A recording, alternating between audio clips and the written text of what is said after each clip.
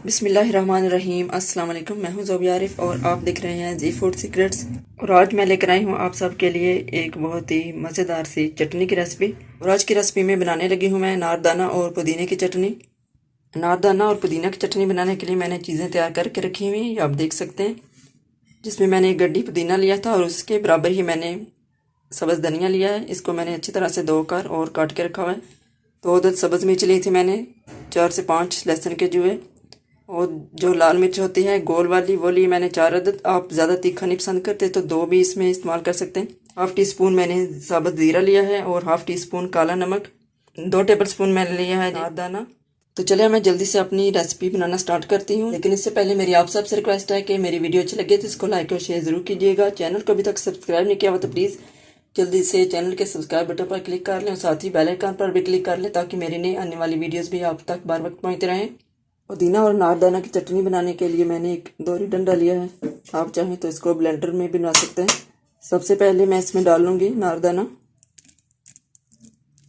नारदाना थोड़ा सख्त होता है तो इसलिए इसको पहले कूट लेना चाहिए। नारदाना को डंडे के साथ अच्छी तरह से कूट लूँगी।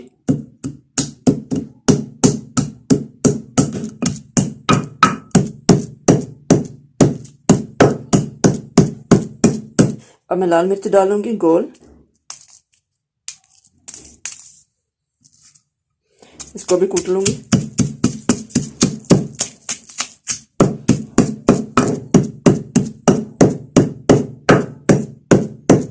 लाल मिर्च और नारदाना को थोड़ी देर कूट लेने के बाद अब इसमें मैं लहसुन के जवे डाल लूंगी और साथ ही सब्ज़ मिर्च 2 अदद।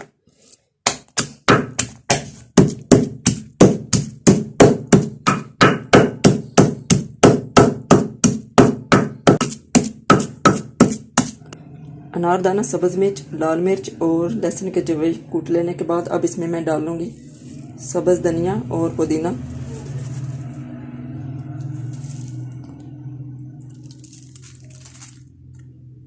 जीरा भी डाल लूँगी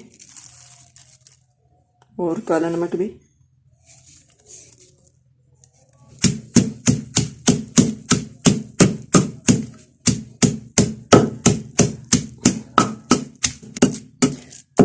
जी तो आप देख सकते हैं चटनी को मैंने बारीक पीस लिया है। इसमें थोड़ा सा मैं पानी डाल लूँगी इसको पतला करने के लिए और इसको मिक्स कर लूँगी।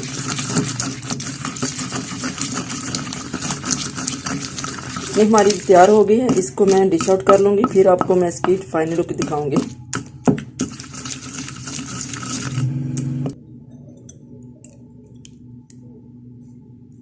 जी तो अल्हम्दुलिल्लाह नारदाना और पुदीने की चटनी बिल्कुल तैयार है। ये आप देख सकते हैं, बहुत ही आसान और बहुत ही मज़ेदार रेसिपी है इसकी।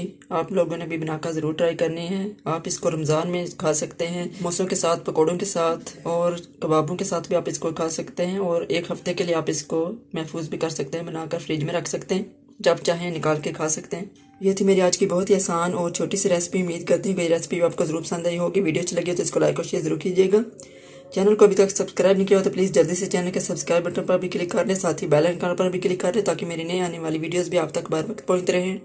अब मैं चाहूँगी आप सबसे अपना बहुत सा ख्याल रखिएगा, दुआओं में याद रखिएगा। अल्लाह हाफिज़।